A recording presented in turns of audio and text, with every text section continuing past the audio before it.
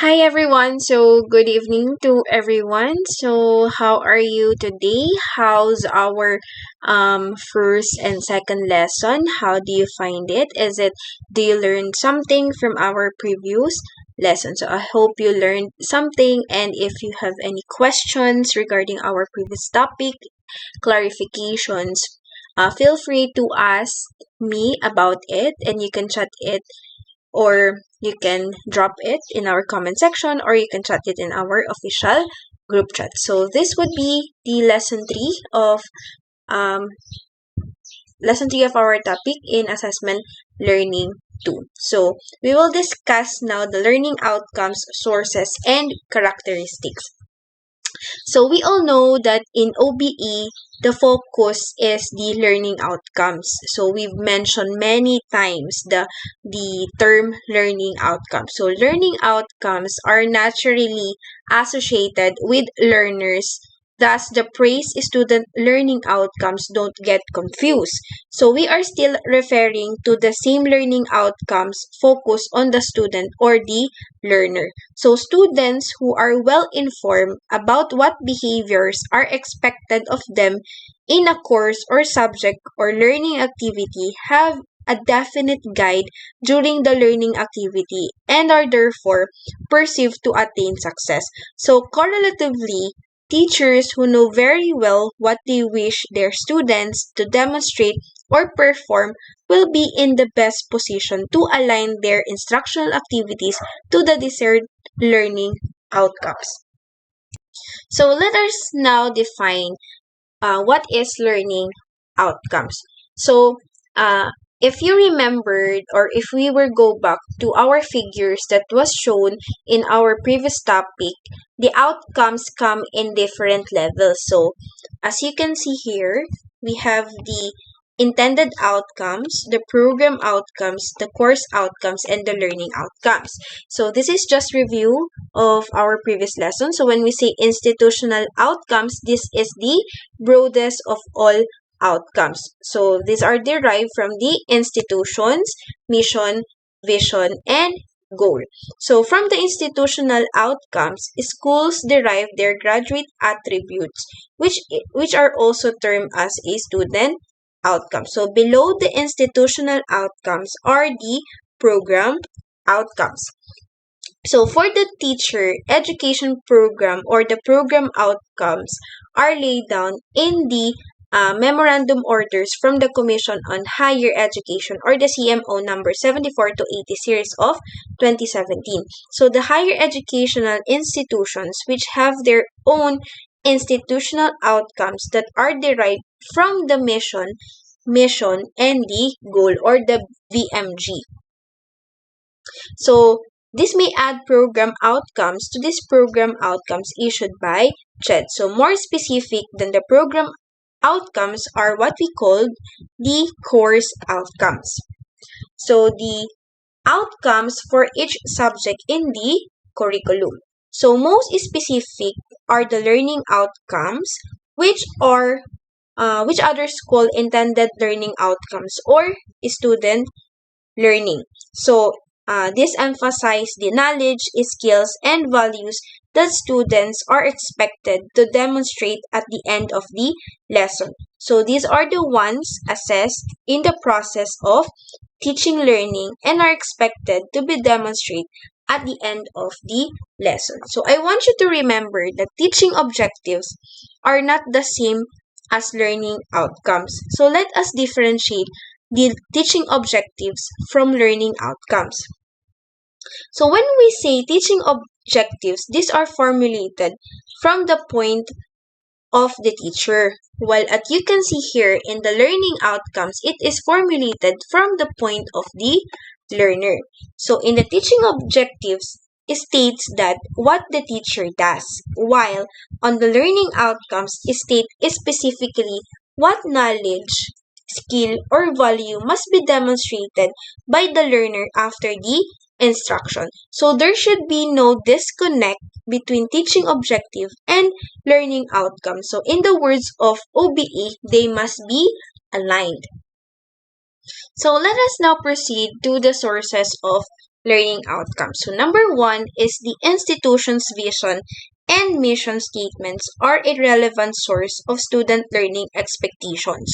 So we have what we call the public schools and the private schools. When we say public schools, this refers to the public school system vision and mission statements as a source of learning outcomes. While on private schools, these are either sectarian or non-sectarian, and their vision and mission statement may be sourced from their perspective or respective religious goals in the case of sectarian schools, or their founders' philosophy in the case of non-sectarian schools. So, if you have the time to read the vision, mission, and core values of the Department of Education, so I posted it here. Next sources of learning outcomes is before we proceed to the second sources of learning, if a school's teachers observe constructive alignment, then we expect that their teaching learning activities and assessment tasks are aligned with their learning outcomes or what they call the learning objectives. So these are the reason why we have the mission, vision, and core values. So the teacher education institutions must teach the future teachers to align their lessons to learning outcomes, teaching learning activities, and assessment tasks with the DepEd vision and mission statements. Number two sources of learning outcomes are the policies and competencies and standards issued by the government agencies such as the Department of Education, which is also known as DepEd, the Technical Education and Skills Development Authority, which is the TESDA, and the Commission on Higher Education, which is called CHED, are the prescribed sources of learning outcomes. So the DepEd issued the K-12 curriculum guide that contains the competencies expected to be taught by the teachers in the basic education level. So it is likewise issued the Philippine Professional Standards for Teachers or PPST. So TESDA also has a list of competencies per course, and CHED has program outcomes and course outcomes for all programs. The third sources of learning outcomes is to bridge the gap between the academe and industry. Expected competencies identified by the different professions, business, and industry should be adapted to ensure that graduates are able to perform as expected in their respective workplaces and or professions. So in the Philippines, the various professional regulatory boards of the Professional Regulation Commission have come up with the list of competencies expected of professionals. So the Board for Professional Teachers, for example, has a list of these competencies that is written in the table of specifications or what we call the TOS.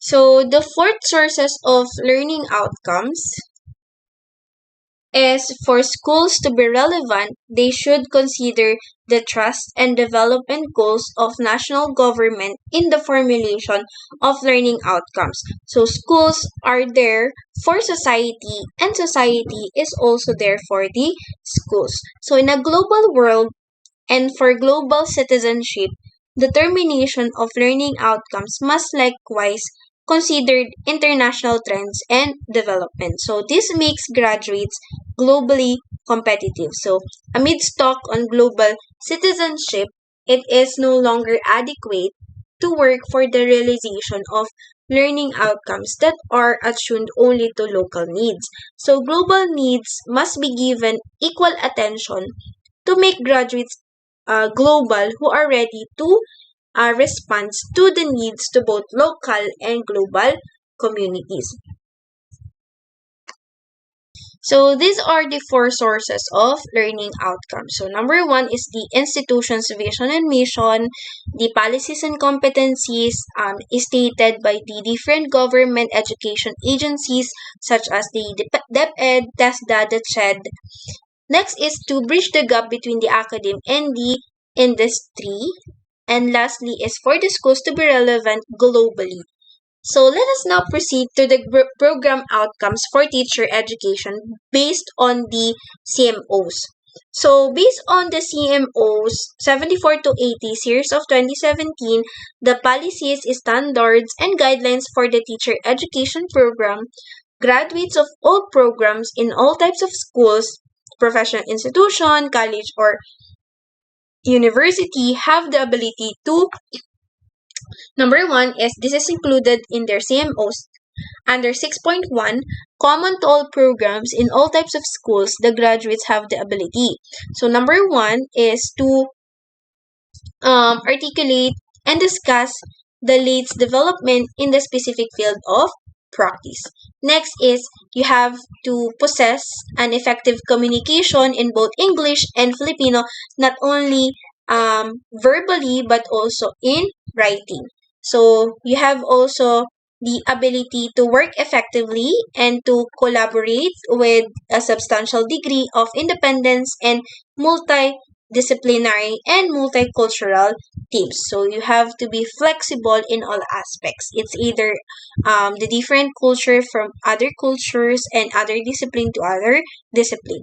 Next is act in recognition of professionals. You have to you have to act and you have to behave based on the professional regulations. You have also to observe the social and ethical responsibility. Next is to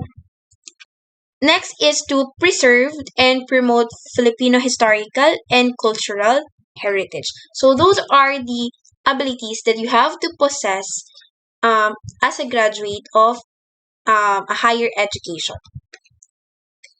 So aside from the 6.1, we have also the 6.2 under the CMOs pa rin. So this is the common to the discipline or the teacher education. In here, articulated the rootedness of education in philosophical, cultural, historical, psychological, and political contexts. So you have to relate all the teaching or all the topics or education in the philosophical, cultural, historical, psychological, and political context. Next is you have to demonstrate, as a teacher, you have to demonstrate mastery of subject in a matter discipline. So, next is to facilitate learning using a wide range of teaching methodologies and delivery modes appropriate to specific learners and their environment. So you have to study other methods or strategies on how to effectively communicate or teach the lesson proper. Next is to develop innovative curricula, instructional plans, teaching approaches, and resources for diverse learners. So you have to consider also that not all your students or learners have the same culture and have the same learning strategy. So you have to consider also that they are different to each other. So therefore, you have to develop your curriculum, your instructional plans, your teaching approaches, and your resources. So we are done with the program outcomes for teacher education based on the CMOs. So let us now proceed to the Philippine Professional Standards for Teachers or the PPST. Stands for Philippine Professional Standard for Teachers. So the program outcomes for the teacher education program in the Philippines must necessarily be based on the Philippine Professional Standards for Teachers issued by the Department of Education in Department Order Number 42 Series of 2017. So while the program outcomes for teacher education issued by the Commission on Higher Education were based on the PPST or the Philippine Professional Standards for Teachers. So it may be good to present the gist or to read the department order or the CMOs under the PPST. So if you have the time or you have the time, you can Google it and what is the content of the PPST according to Commission on Higher Education. So to give you an idea about the content of the PPST, this is just the summary of the PPST.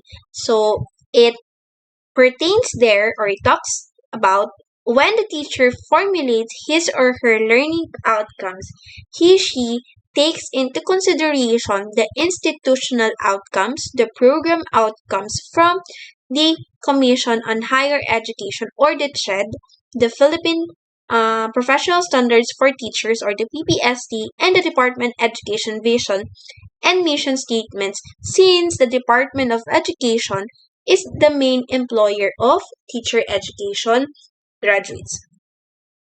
So now, let's proceed to the characteristics of good learning outcomes. So number one is good learning outcomes are centered on the student learners. So this is the reason why learning outcomes are referred to as student learning outcomes. So good learning outcomes are learner-centered.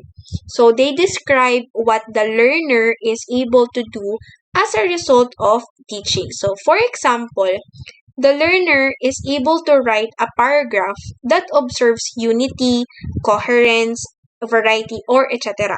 So to teach the students how to write a good paragraph is not a learner-centered. It is a teacher-centered instead. So it is a teaching objective, not a learning outcome. So a teaching objectives belong to the teacher while the learning outcomes belong to the learners, as we've mentioned earlier. Second characteristics is that good learning outcomes are based on and aligned with the institutional program and course outcomes. So it is in aligning learning outcomes with institutional outcomes that educational institution realize their intended institutional outcomes. So it is in aligning learning outcomes with intended program outcomes issued by the regulating body. So in case of the Philippines, the Commission on Higher Education is the branch of the government that is responsible for this. So that the program outcomes are also realized. So it is in aligning the learning outcomes to the course outcomes that each course subject in the teacher education curriculum attains in its course outcomes. Next, the third characteristics of good learning outcomes is that good learning outcomes are based on and aligned with local, national, and international trends and issues. So, from the social reconstructionist point of view, schools are not ivory towers. So, they are expected to help address social problems, and so for relevance, it is necessary that learning outcomes are based on and aligned with current issues. So, aligning learning outcomes with local, national, and international issues ensures that the teaching, learning that is relevant and attuned to the local and global world of learners. Next is the good learning outcomes are known and are very well understood by both students and faculty. So the learning outcomes are no secret for the teacher only. So in fact, the in OBE and OBTL, the teacher starts the lessons with a clarification of the learning outcomes. So to ensure that each student knows what is or what are the expected of him or her. So some teachers have the commendable practice of writing the learning outcome on the board, for example. Next is good learning outcomes include a spectrum of thinking skills from simple remembering to creating from the lowest and simplest cognitive and instructional process to cognitive in Bloom's and Anderson's revised taxonomy of objectives. So, if you remember, you have learned this in the first course of the assessment, which is in Assessment in Learning 1. So, for a review, I created a figure showing the Bloom's and Anderson's taxonomy of objectives. So, we have here the creating, evaluating, analyzing, understanding, and remembering. So, other than the Bloom's taxonomy, the most popular among taxonomies of objectives are other taxonomies of learning objectives that include simple thinking skills and higher order thinking skills. So, we have here the McTighe and Wiggins in their understanding by this design that describe four key types of educational goals, so such as the knowledge, basic skills, and long-term understanding and long-term transfer goals.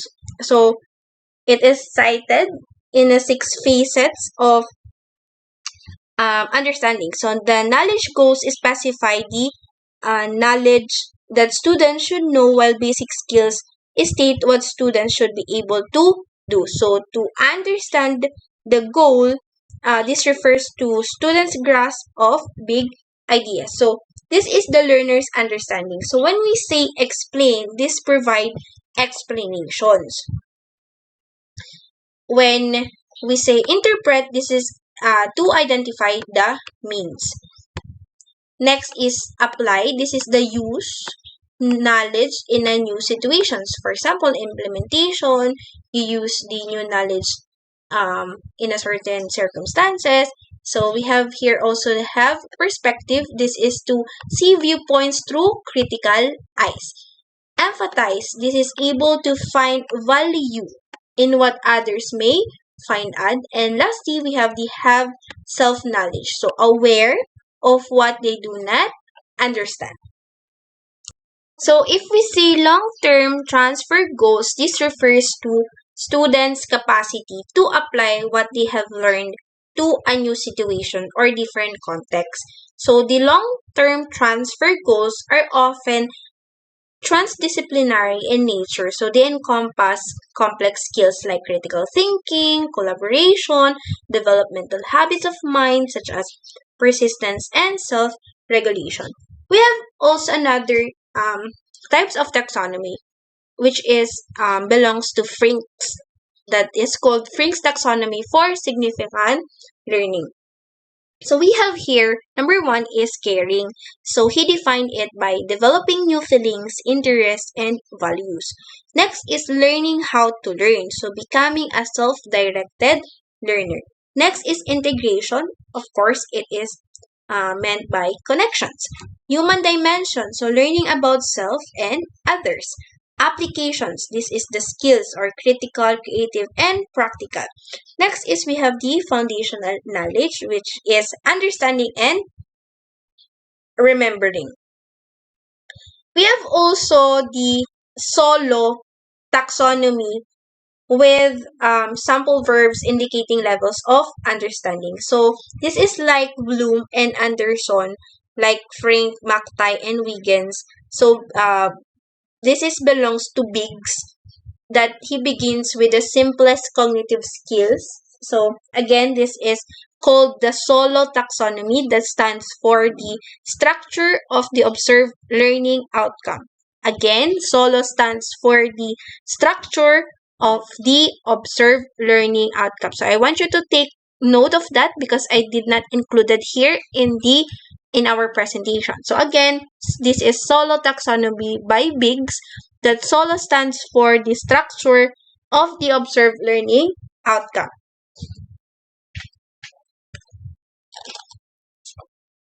So the solo or the structure of the observed learning outcomes means of classifying learning outcomes in terms of their complexity. So learning becomes more complex as it progresses. So in teaching, learning begins with one or few aspects of the task, as you can see here in the uninstructional. So then tackling several aspects of the task unrelated, and so the tasks that are independent of each other, that turns into multi-structural. So after the tackling several aspects, you now proceed to integrating the multiple aspects into a whole. This is what we call the relational. So after integrating, you finally generalizing into something abstract. This is the extended abstract. So, to sum it up, all the taxonomies of objectives or outcomes discussed in the foregoing paragraphs begins with the cognitive process at the lowest level becoming more complex and higher in level. So as one goes higher in the taxonomy of objectives, good learning outcomes are concerned not only with the cognitive process in the lower level, like for example remembering, but also with more complex outcomes in the higher cognitive levels such as applying, evaluating, and creating. So as you can see here in our figures, under the pre-structural, the example of this is the incompetence. So that is why, as you can see, you have the misses points, or you have to you experience failing, the incompetencies, and etc. While on the uninstructional, uh, you have here irrelevant or knowledge that you will be able to identify. You identify the names, you do follow simple procedures. So next is we have here the multi-instructional. So you have the several relevant independent aspects. So you can now combine, describe, or enumerate perform serial skills or complex skills. Next, in relational, you can now integrate into a structure. So you can now analyze, apply, argue, compare, criticize, or explain causes related or to justify something. In here, the extended abstract, you can now generalize to new domain. So the example of this is you can now create, formulate, generate, hypothesize, reflect, and theorize. So this is the SOLO. The SOLO taxonomy that stands for the structure of the observed learning outcome. So the last two characteristics of good learning outcomes are the good learning outcomes are SMART. So when we say SMART, this stands for specific, measurable, attainable, result-oriented, and time-bound. So to discuss everything that you learn from this course is not a good learning outcome. It is not specific, but to illustrate with a concrete example at least 5 principles of learning is a good learning outcomes. So good learning outcomes are stated using behavioral terms. So a good learning outcomes daw must be stands for SMART, that is specific, measurable, attainable, result oriented, and time bound. Last is the good learning outcomes are useful and relevant to the learners. So the learning outcomes are for the learners to attain at the end of the lesson. So it is easier for the learners to realize the learning outcomes if they are of use and of relevance to them. So if the learning outcomes are relevant, the learners see the importance or significance of realizing the learning outcomes in their life.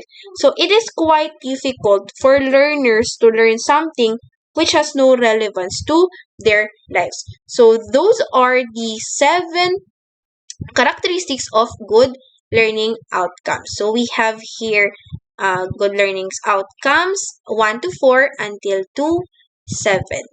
So that's all for our lessons proper.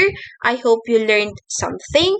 And for your performance activity for the lesson 3, you have to answer the 2 questions. So these are the general this is the general direction. So answer the following questions. This is consist of 50 points.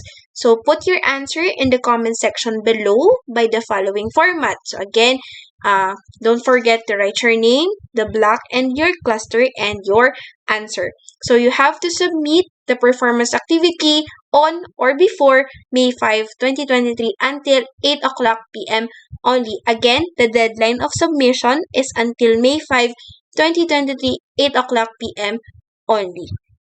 So these are the questions. Number 1 is considering the uniqueness of educational institutions, Should learning outcomes be limited only to those issued by CHED? So explain your answer.